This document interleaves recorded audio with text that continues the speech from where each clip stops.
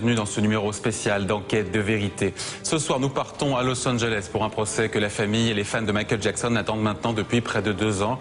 Le procès de Conrad Murray, le docteur personnel de la star, qui est accusé d'avoir tué le chanteur en lui injectant une surdose de médicaments. C'est un procès sous haute tension, diffusé en boucle sur les télévisions américaines et repris par les chaînes de télé du monde entier. Un véritable show judiciaire alimenté quotidiennement par des révélations fracassantes et des coups de théâtre retentissants. Dès le premier jour du procès, la semaine dernière, l'accusation a dévoilé des documents intimes de la star, des documents chocs qui ont suscité une vive émotion, notamment un cliché de Michael Jackson mort sur un lit d'hôpital, ou encore un enregistrement sonore montrant à quel point la star n'était pas dans un état normal quelques semaines avant sa disparition. Alors ce procès qui a lieu en ce moment se doit de répondre à toute une série de questions très précises sur les circonstances de la mort du chanteur. Est-ce le docteur Murray qui a administré la piqûre fatale? Le roi de la pop a-t-il indirectement provoqué sa propre mort en prenant lui-même ses médicaments qu'il utilisait comme somnifères? Était-il déjà mort à son arrivée à l'hôpital? Que s'est-il exactement passé dans les dernières heures de la vie de Michael Jackson?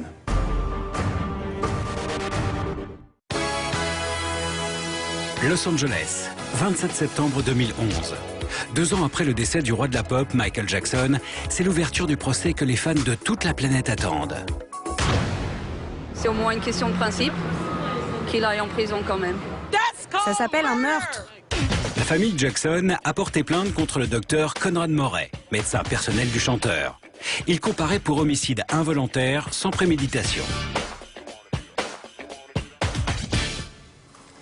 Les preuves montreront dans cette affaire que Michael Jackson a placé sa vie entre les mains du docteur Murray. Pour la famille Jackson, il a été assassiné. Latoya, vous croyez qu'il y a eu conspiration? C'est un meurtre. Je pense que quelqu'un est responsable. C'est mon opinion. Conrad Murray plaide non coupable. Il risque 4 ans de prison. Votre honneur, je suis innocent. Selon le docteur Murray, c'est Michael Jackson qui a causé sa propre mort. Le docteur Murray a quitté la chambre de Michael Jackson. Celui-ci s'est auto-administré une dose de propofol. Son corps était tellement accoutumé aux médicaments qu'il avait besoin de doses de plus en plus fortes. Est-ce Murray ou Michael Jackson le responsable? C'est toute la question de ce procès. Grâce aux retransmissions à la télé et sur Internet, le monde entier peut suivre cet événement historique jour après jour à la manière d'une série américaine. Alors que s'est-il réellement passé le jour où tout a basculé? Conrad Murray a trouvé Michael inconscient à 11 h et son avocat dit que ce n'est pas vrai.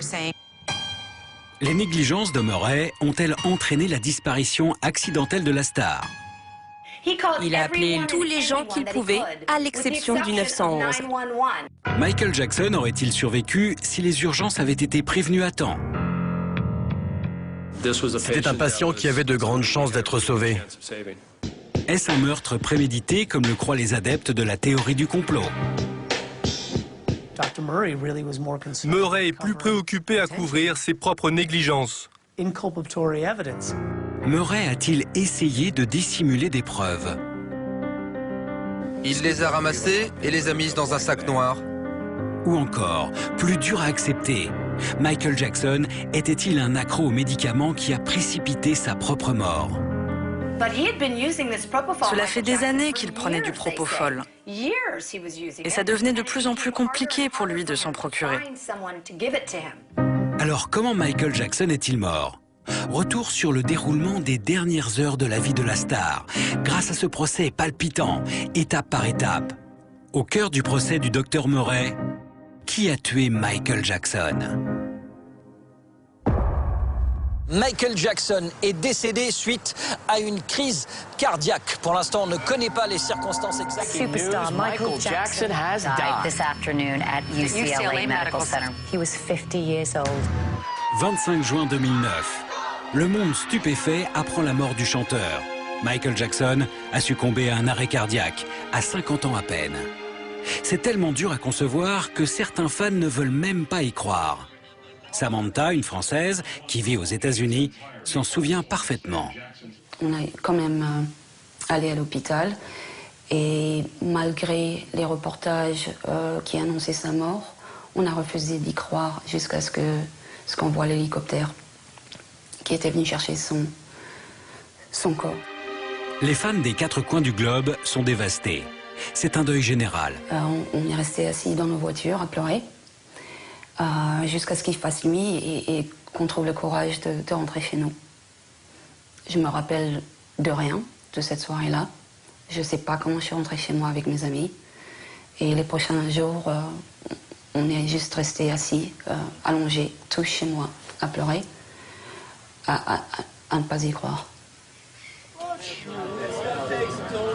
So hard to believe you're gone. Le soir même, les fans se pressent sur Hollywood Boulevard pour pleurer leur idole et se recueillir sur son étoile. Pour moi, il fait partie des bons moments de ma vie. Il va tellement nous manquer. Vous savez, il est là, il est avec nous, il est là avec nous. Vous pouvez toujours l'écouter, c'est le roi de la pop et il ne nous quittera jamais. Croyez-moi, il est là avec nous encore. C'est difficile. Mon frère, le légendaire roi de la pop Michael Jackson, est décédé le mardi 25 juin 2009 à 14h26. Durant les premières heures qui suivent cette annonce, les rumeurs les plus folles courent déjà sur la mort très douteuse du chanteur.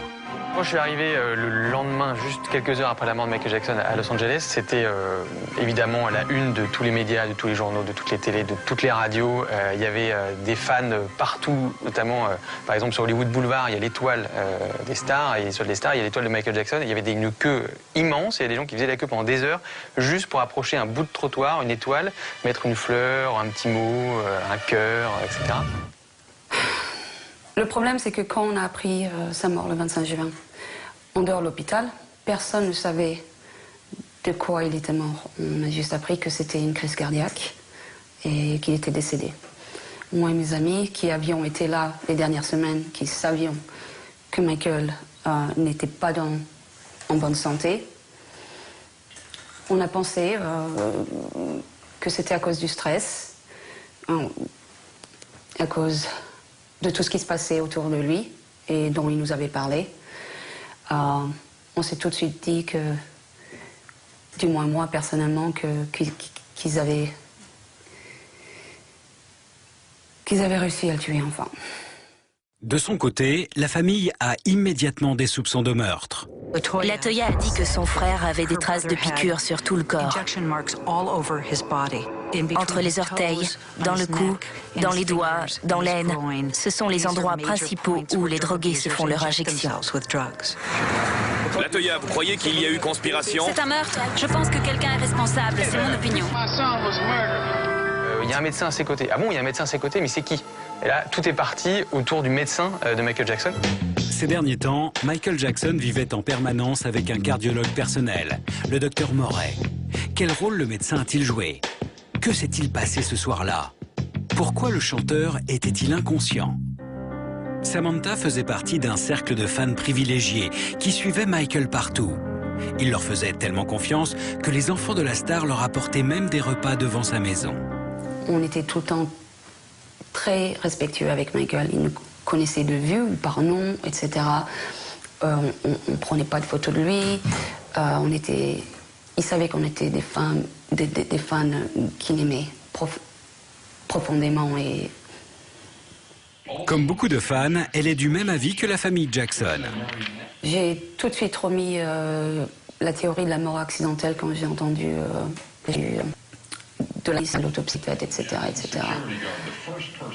Donc on savait très bien que ça allait mal et qu'il ne voulait pas faire ses concerts. Et c'est un petit peu bizarre que, au pire de sa forme, au pire du stress, il soit accidentellement tué par son docteur personnel. On a appris qu'à côté de lui, Michael Jackson, on avait retrouvé du matériel médical. Bon, qu'est-ce que c'est? C'est du matériel pour l'anesthésie, mais qu'est-ce que ça fait dans une maison de particulier? Pendant que la police enquête pour en savoir plus, la famille prépare les funérailles. Tout est organisé à l'américaine. 17 500 billets gratuits sont distribués aux fans, tirés au sort sur Internet, pour assister à la cérémonie. En termes d'organisation, c'était parfait. C'était préparé, mais je veux dire, minutieusement. C'est-à-dire qu'on avait vraiment l'impression, nous qui travaillons ici à Los Angeles, d'aller à une première hollywoodienne ou à un concert. Et tout était carré, la sécurité était carrée, les accès, les positions des journalistes en fait étaient marquées au sol. Un vrai show à l'américaine, comme quoi ça aurait été quand même du showbiz jusqu'au bout. Et ça, c'est extrêmement précieux. C'est les sésames, c'est-à-dire qu'on pouvait être à l'intérieur du Staples Center, il n'y avait que 17 000 places, et c'est quelque chose qui s'est arraché voilà, pour les fans et les journalistes. Le 7 juillet, au Staples Center de Los Angeles, des proches, des fans, des stars et la presse internationale rendent un dernier hommage au roi de la pop dans l'émotion générale. Depuis que je suis née, papa a été le meilleur père dont on puisse rêver. C'est tellement insupportable pour certains fans de perdre leur idole qu'ils préfèrent croire que Michael n'est pas mort, tout comme Elvis. Pour toute grande star, il y a toujours des rumeurs pour se demander voilà, est-ce qu'il n'a pas été enlevé par des extraterrestres comme Elvis Presley, est-ce qu'il n'a pas organisé sa disparition, etc. Toujours est-il qu'on n'a pas eu de signe de vie de Michael Jackson depuis qu'il est mort. Le corps était-il dans le cercueil? Personne ne sait. J'ai vu le cercueil de Michael Jackson, j'ai vu les gens qui pleuraient Michael Jackson, mais je n'ai pas vu le corps de Michael Jackson parce que le cercueil n'a jamais été ouvert. Certains pensent même que cet homme au chapeau, c'est Michael. On dit que lui, ce serait Michael Jackson qui regarderait son propre enterrement. Après la cérémonie, c'est dans le très sélect cimetière de Forest Lawn que 200 personnes assistent à l'enterrement. Mais à l'arrivée du cortège, les caméras ne seront plus autorisées à filmer. Sa tombe est inaccessible pour les fans. On ne peut pas aller voir sa tombe de près, donc on ne peut pas vérifier qu'il est bien enterré. Mais voilà, moi je n'ai aucune information sur le fait de savoir si Michael Jackson est en vie ou pas. Michael Jackson entretient le mystère jusqu'au bout. Michael Jackson a toujours été un mystère, sa vie a été un mystère, ses amours ont été un mystère, ses enfants ont été un mystère et aujourd'hui même sa mort reste un mystère. La police dispose d'une première réponse. Ce qui a causé sa mort, c'est le propofol. Est-ce un poison, une drogue, un médicament? Nous avons cherché à le savoir grâce à une sommité de l'hôpital Georges Pompidou à Paris. Le professeur Denis Safran dirige l'un des plus grands services d'anesthésie-réanimation de France. Alors le propofol, c'est un médicament qui est utilisé quotidiennement pour faire l'anesthésie générale. Alors ça se présente comme ça, voilà. C'est un liquide blanc qui ressemble à du lait et que l'on va injecter pour provoquer le sommeil. La dose de propofol qui lui a été administrée est équivalente, et ça c'est toujours selon le rapport du médecin légiste, à la dose qu'on donne habituellement à un patient avant une intervention chirurgicale. Ce serait donc le propofol en surdose mélangé à d'autres médicaments qui aurait provoqué la mort immédiate du chanteur. Le docteur Murray est accusé d'homicide involontaire sans préméditation, c'est-à-dire qu'il a causé la mort du chanteur sans le vouloir après lui avoir administré la dose de propofol qui a entraîné la crise cardiaque. Il risque jusqu'à 4 ans de prison. Murray a-t-il fait l'injection fatale? Ou Michael a-t-il pris une dose de trop? Cette question est au cœur de tout le procès.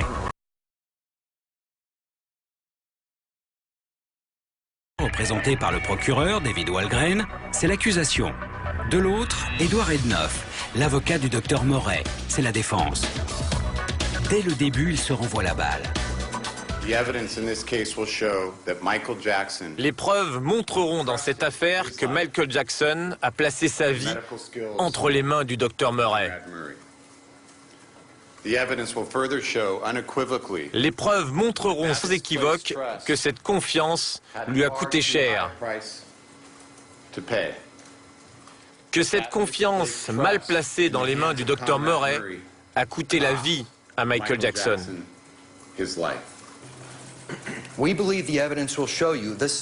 Nous pensons à l'inverse que les preuves vous montreront que quand le docteur Murray a quitté la chambre de Michael Jackson, celui-ci s'est auto-administré une dose de propofol qui, avec le lorazépam, a réuni dans son corps toutes les conditions qui ont amené à sa mort immédiate. Que ce soit Murray ou Michael le responsable de la dose mortelle, une chose est certaine, le propofol peut être fatal. Alors il a évidemment des effets secondaires très importants, c'est pourquoi il est réservé aux médecins anesthésistes, car lorsque vous l'injectez à certaines doses, à une certaine vitesse, il entraîne ce qu'on appelle une dépression respiratoire. C'est-à-dire que vous arrêtez de respirer Et c'est ça qui est important, parce que Michael Jackson était chez lui et pas du tout dans les conditions hospitalières. Et justement, c'est parce qu'il était chez lui, à son domicile, qu'il y a encore, à ce jour, des zones d'ombre. Alors pourquoi le docteur Murray a utilisé du propofol à domicile, sachant que son utilisation n'est autorisée qu'en milieu hospitalier? Vous savez, pendant ces 2 mois où il a fourni du propofol à Michael Jackson, celui-ci a dormi, il s'est levé et a vécu sa vie. Il a été au travail et il a continué à faire ce qu'il avait à faire. Ce que les preuves vont vous montrer, ce n'est pas que Michael Jackson est mort quand le docteur Murray lui a donné du propofol pour dormir. Ce que les preuves vont vous montrer, c'est que Michael Jackson est mort quand le docteur Murray a arrêté. L'avocat insinue que le chanteur était déjà accro au propofol et que le docteur Murray essayait de le sevrer. Ce jour-là, Michael en manque. A-t-il pris du propofol en cachette? Qu'est-ce qu'il va faire, Conrad Murray? Eh bien, à travers ses avocats, il va essayer de prouver que, oui, il a administré le propofol au chanteur, mais uniquement 25 mg, soit une dose, appelons ça, normale. Et que ce serait Jackson lui-même qui se serait injecté la dose supplémentaire, celle qui a entraîné la crise cardiaque. Alors je sais, c'est honteux, vont dire les fans, mais il ne faut pas oublier une chose, on est aux États-Unis. Les avocats de Murray vont jouer sur le fait que Jackson était dépendant des médicaments, surtout des sédatifs, depuis plusieurs années, c'est-à-dire bien avant que Murray ne devienne son médecin. Beaucoup disent qu'il avait des problèmes d'addiction depuis longtemps. Lisa Stanley et Diane Dimon sont journalistes spécialistes de l'affaire Murray-Jackson. Cela fait des années qu'il prenait du propofol.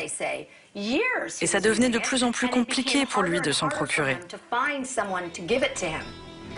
D'après certains rapports et témoignages, il n'était pas inhabituel de le voir prendre des dizaines de pilules, 40 ou 50 par jour. Ces quantités tueraient quelqu'un de normal.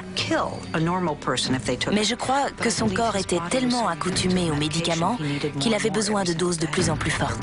2 témoins iront dans ce sens. Paul Gongawer, le producteur des concerts, et Fahim Mouhammad, le chef de la sécurité. L'avocat du médecin leur fait dire que les addictions remontaient bien avant Murray. Vous avez déclaré qu'une fois vous avez vu Michael Jackson qui avait l'air intoxiqué, est-ce exact? Ce n'est pas le mot que j'ai utilisé, monsieur. Quel mot vous avez utilisé? Je ne me souviens pas du mot exact, mais je me souviens qu'il avait une articulation plus lente, une légère difficulté à articuler. Et vous vous souvenez qu'à ce moment-là, il sortait du bureau du docteur Klein, c'est cela? C'est exact. Le docteur Arnold Klein était le dermatologue du chanteur. Aurait-il servi de fournisseur de sédatifs et de propofol bien avant Murray? Ça se pourrait. Quand vous l'accompagnez chez le docteur Klein, est-ce qu'en sortant, il avait l'air un peu shooté et intoxiqué? Oui. Pouvez-vous estimer combien de fois par semaine il y allait? Ça variait, parfois pendant quelques jours. Le 5 mars 2009, Michael Jackson est à l'aube d'un tournant. Il veut relancer sa carrière. Ça y est, c'est le moment. Le dernier lever de rideau. On se verra en juillet.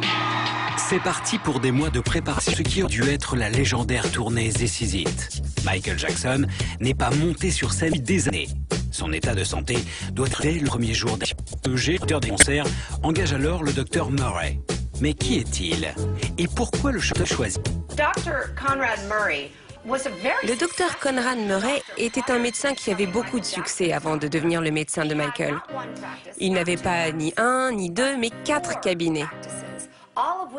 Il les a tous fermés pour travailler avec Michael Jackson pour 150 000 $ par mois. Et si vous leur posiez la question, c'est parce que Murray était le meilleur praticien du monde. Il réclame d'abord 5 millions de dollars, mais il accepte finalement 150 000 $ par mois. Il a des dettes, il est en plein divorce, c'est une aubaine. Sa maison de Las Vegas est sur le point d'être saisie. Avec ses problèmes financiers, n'est-il pas prêt à tout, y compris à donner à tort du propofol? Les rumeurs prétendent que Michael lui avait dit « Écoutez, si vous ne m'en donnez pas, j'en trouverai par n'importe quel moyen. Je pense que c'est ce que va plaider la défense. Au procès, la défense n'a aucun intérêt à faire passer Murray pour un médecin endetté. Elle essaye plutôt de jouer sur la corde sensible des jurés. Murray serait devenu le médecin de Michael par amitié.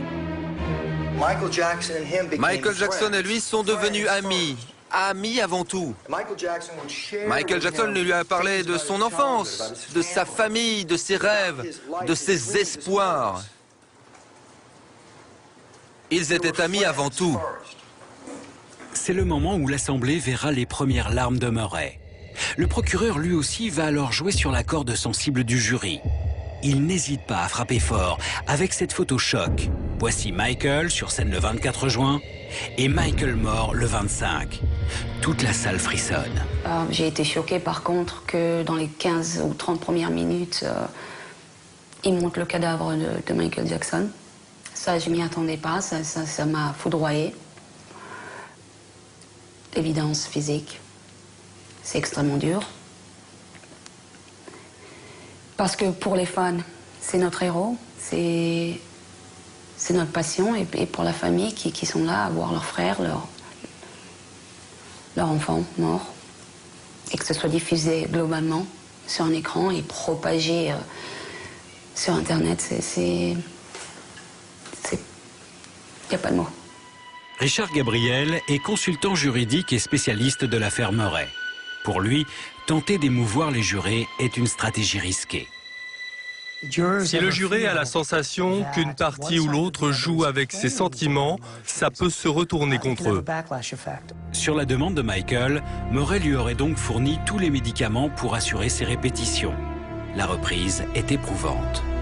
Jackson avait besoin de cette tournée pour retrouver son titre du roi de la pop et Jackson a tout fait pour être prêt, hein, quitte à mélanger excitant et somnifère. Malgré la fatigue, Michael semble très impliqué dans l'organisation de la tournée. Paul Gangauer est le président d'AEG, le producteur des concerts. Comment décririez-vous son comportement à cette période, quand il était aux répétitions? Il était excité, il voulait travailler. Il avait l'air heureux? Oui. Pour Gangauer, c'est Michael qui voulait faire 31 dates de concert au lieu des 10 prévues initialement. À l'époque, il a de grosses dettes que la tournée pourrait permettre d'éponger. De son côté, Samantha, la fan, croit dur comme fer que la mort de Michael est une machination commune du producteur AEG et de la maison de disques Sony. J'ai une théorie de meurtre qui est assez profonde et je ne suis pas la seule. Et que c'était très facile de le séduire avec un contrat de 10 concerts qui allait le sauver financièrement et relancer sa carrière internationale. Et AEG se retrouve avec un film au lieu d'un concert qui leur a rapporté plus de 2 milliards de dollars. Plus d'argent que 10 ou 50 concerts. Gaward Horton fait partie de ces fans comme Samantha, qui pensent que la mort de Michael est un complot. Sony a eu des différends avec Michael sur le rachat de son catalogue. C'est un meurtre. Ça s'appelle un meurtre. Pour résumer la théorie des fans et de la famille Jackson, d'un côté, le chanteur et sa maison de disques Sony étaient en conflit sur un catalogue de chansons qui appartenait en grande partie à Michael. Sa mort aurait permis à Sony de récupérer les droits musicaux. D'un autre côté, le producteur de la tournée AEG prévoyait de gagner des millions après sa mort, grâce à la vente des DVD et des CD enregistrés aux répétitions. Murray ne serait qu'un pion. C'est triste à dire, mais depuis qu'il est mort, Michael Jackson a gagné plus d'argent que les 10 dernières années de sa vie. Il a une fortune personnelle équivalent à des centaines de millions de dollars. Je sais que les principaux bénéficiaires sont sa mère et ses 3 enfants. Je sais que Sony et AEG continuent à être remboursés de certaines dettes.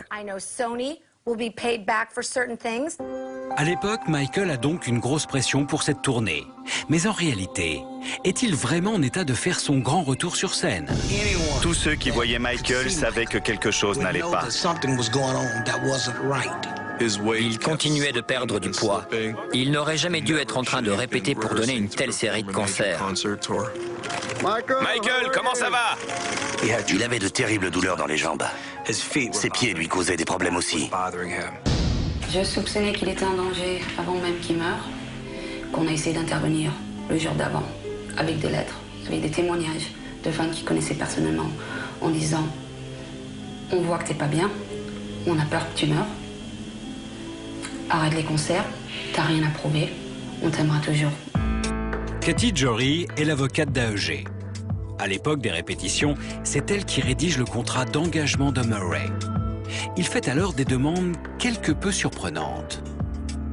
Pourquoi avez-vous demandé au docteur Murray pour quelle raison il réclamait un équipement de réanimation cardio-pulmonaire dans le contrat? Pour m'assurer que Michael Jackson était en bonne santé et n'avait pas de problème de cœur. Vu son âge et les véritables performances qu'il allait faire, il voulait être sûr que si quelque chose se passait mal, il aurait la machine.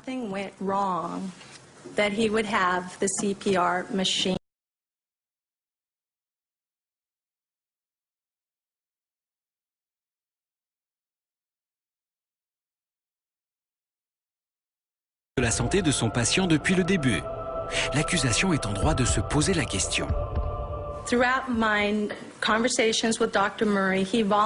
docteur Murray m'a dit que Michael Jackson était en parfaite santé, en excellentes conditions physiques. Une fois de plus, la forme du chanteur est loin de faire l'unanimité. Pour le procureur, le docteur Murray avait conscience de l'état anormal de son patient. La preuve, il a conservé un appel surréaliste de Michael Jackson, 1 mois et demi avant sa mort. Sa diffusion au procès va faire l'effet d'une bombe. C'était horrifiant d'écouter Michael dans cet état. C'était horrible. Ça a fait pleurer sa mère, sa famille, ses fans. Et en tant que journaliste, c'était dur d'écouter ça pour faire mon compte-rendu. When people leave the show, when people leave my show, I want to say,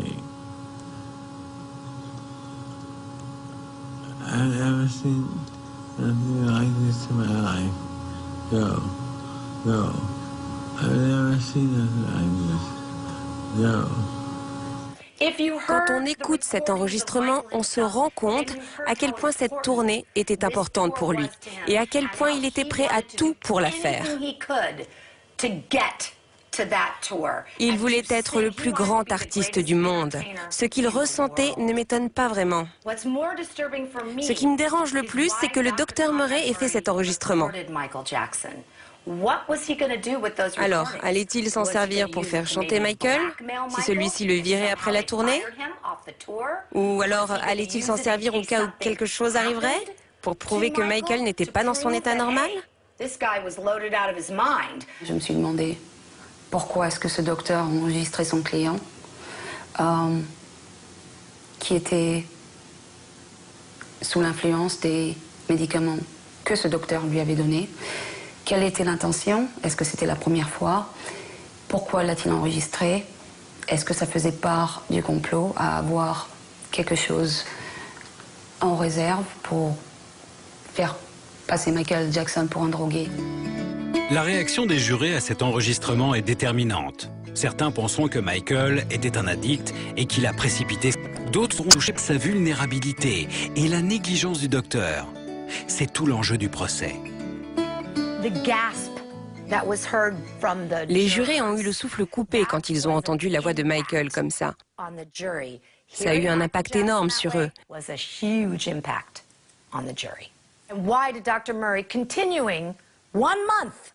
Pourquoi a-t-il continué de lui donner du propofol s'il a vu l'effet que ça avait sur Michael depuis des mois?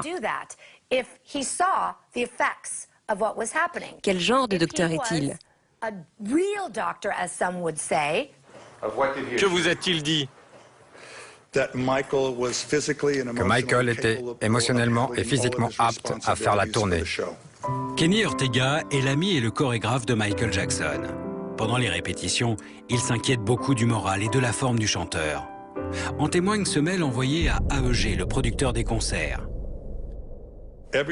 Tout en moi me fait penser qu'il devrait faire l'objet d'une évaluation psychologique. Si nous avons la moindre chance de le ramener en pleine lumière, il faudra une forte thérapie pour l'aider, mais aussi une aide physique immédiate. Ce soir, un des chorégraphes m'a dit que lors d'un essayage de costume, son styliste a remarqué qu'il avait encore perdu du poids. Il faut aussi se rendre compte que quand Michael Jackson est mort, c'est 2 semaines avant que la tournée soit, soi-disant, amenée à Londres. 2 semaines auparavant, le jour où Michael Jackson est mort, les costumes n'étaient pas prêts. Ils n'avaient même pas décidé quelle chanson serait chantée. Et ils savaient très bien que Michael Jackson était incapable de chanter plusieurs chansons de suite. Après une répétition difficile, cette nuit du 25 juin 2009, le chanteur n'arrive pas à dormir. D'après Murray, vers 10h40, il lui injecte le propofol et Michael s'endort. Murray quitte alors la pièce pendant 2 minutes. Et quand il revient, Michael ne respire plus. Le docteur Murray dit avoir quitté Michael Jackson seulement 2 minutes. Ce n'est pas crédible du tout. Ce qu'on a vu pendant les premiers jours du procès, c'est non seulement qu'il a quitté la chambre au moins 15 minutes, mais qu'il a appelé tout le monde, excepté le 911. D'après le rapport de police, entre 11h18 et 12h05, soit pendant 47 minutes, Conrad Murray a passé 3 appels téléphoniques. La police a dit que Conrad Murray a trouvé Michael inconscient à 11h et son avocat dit que ce n'est pas vrai. C'est incroyable. Non seulement Murray ne prévient pas immédiatement les urgences, mais il passe plein d'appels personnels, comme si de rien n'était. À 11h51, il téléphone à Shadé Ending, son ex-petite amie. Quand Conrad Murray vous appelle ce 25 juin 2009, il ne vous a rien dit de spécial, non? Non. Dites-moi comment ça s'est passé. Il vous a appelé et que vous a-t-il dit? Il m'a dit « Bonjour, c'est Conrad Murray. Comment vas-tu ?» Et j'ai dit « Salut, comment ça va toi ?» Comment Murray peut-il passer ce genre d'appel pendant que Michael Jackson est sans doute en train de faire un arrêt cardiaque? C'est là que j'ai réalisé qu'il n'était plus en ligne. Que voulez-vous dire? On était en train de discuter et ensuite j'ai dit « Allô, allô ?» Je n'ai rien entendu. Donc j'ai collé le portable à mon oreille. Et j'entendais marmonner comme si le portable était dans sa poche. Ça faisait chut et j'ai entendu tousser. Que se passe-t-il à cet instant précis? Est-ce là que tout bascule? Ou Murray est-il en train de créer un mauvais scénario pour dissimuler l'heure réelle de la mort? Ça lui a pris 40 minutes d'appeler les secours. Il a appelé le chef de la sécurité, le garde du corps, sa petite amie, tous les gens qu'il pouvait, à l'exception du 911. Certains pensent qu'il essayait de monter son histoire avant que les ambulances n'arrivent.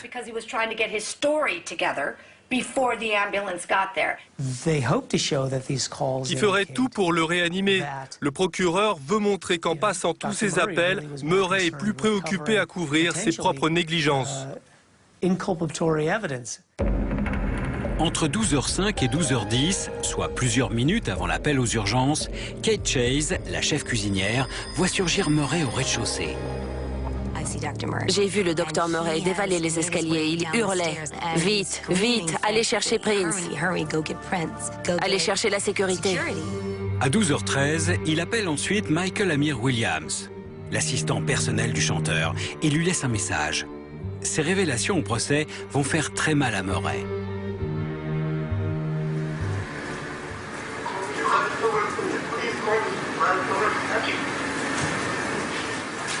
Williams le rappelle dès qu'il a le message. Il vous a demandé d'appeler les urgences? Non, monsieur. Qu'a-t-il dit? Il a dit « Où êtes-vous » J'ai dit « En ville ». Il a dit « Venez tout de suite. Monsieur Jackson a fait une mauvaise réaction. Venez vite. » J'ai demandé « Mais qu'est-ce qui se passe ?» Il a dit « Venez immédiatement. » Et ça conclut la conversation? Oui, monsieur. C'est grave. À aucun moment, Murray ne lui demande d'appeler les secours. Et ce n'est pas tout. Le témoignage d'Alberto Alvarez va ébranler la défense de Murray. Après avoir reçu un appel de Williams inquiet, Alvarez monte vite dans la chambre voir ce qui s'y passe. Il était allongé sur le dos, les bras écartés, les paumes vers le ciel, et j'ai remarqué que ses yeux et sa bouche étaient ouverts. Non seulement Michael semble déjà mort, mais ce que Murray est en train de faire va à l'encontre de tout bon sens. Quand vous êtes entré, vous avez vu Conrad Murray en train de faire le massage sur la poitrine de Michael Jackson. Comment les décririez-vous? Il utilisait une main ou deux mains? Il utilisait une main, monsieur. Pouvez-vous décrire pour le jury comment il utilisait cette main? Il avait la main ouverte et il exerçait des pressions de cette façon. Un massage cardiaque d'une main et sur un lit, c'est contraire à la procédure. Et en plus, il pose à Alvarez une question surréaliste. On était debout face à face et le docteur Conrad Murray m'a demandé si quelqu'un savait faire un massage cardiaque. Quand Alvarez raconte que les enfants sont témoins de la scène, toute la salle d'audience est en émoi. Paris criait « Papa ».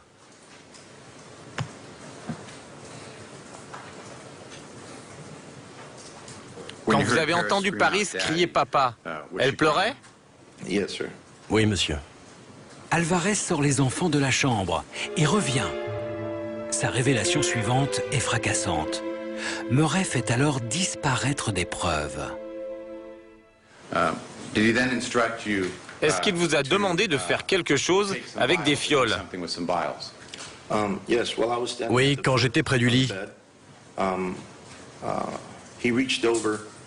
Il a attrapé un lot de fioles sur la table de nuit et m'a demandé de les mettre dans un sac. Il m'a dit de mettre une poche à perfusion dans un sac bleu. Alvarez pense que le médecin rassemble tout pour l'hôpital. C'est seulement à cet instant que Murray lui demande de prévenir les urgences.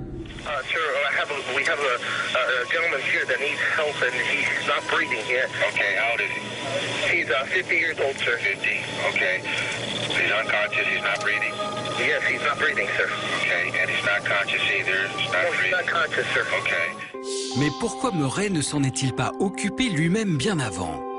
Est-ce une négligence médicale? Un calcul pour faire disparaître le chanteur? Ou prenait-il le temps de couvrir ses traces? La défense acculée tente de s'en sortir tant bien que mal, en mettant en doute la parole d'Alvarez. Monsieur Alvarez, pensez-vous vraiment que vous avez pu faire toutes ces choses qu'il y a écrites sur cette liste, et cela en moins d'une minute? Oui, c'est ce qui s'est passé, monsieur. En une demi-minute, c'est-à-dire 30 secondes. Je suis très efficace. Ouais, je suppose, en tout cas, il faut l'être.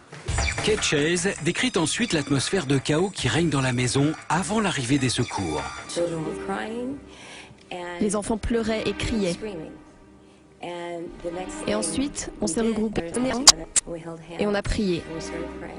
On ne savait pas ce qu'il se passait, mais l'énergie dans la maison était négative. On a eu un appel d'une femme qui nous a dit « Il y a 2 ambulances qui viennent d'arriver ». À 12h26, les secours arrivent enfin à la maison. Richard Seneff est l'un des 2 ambulanciers. Dès son arrivée dans la chambre, il pose une question fondamentale à Murray. Sa réponse est incohérente.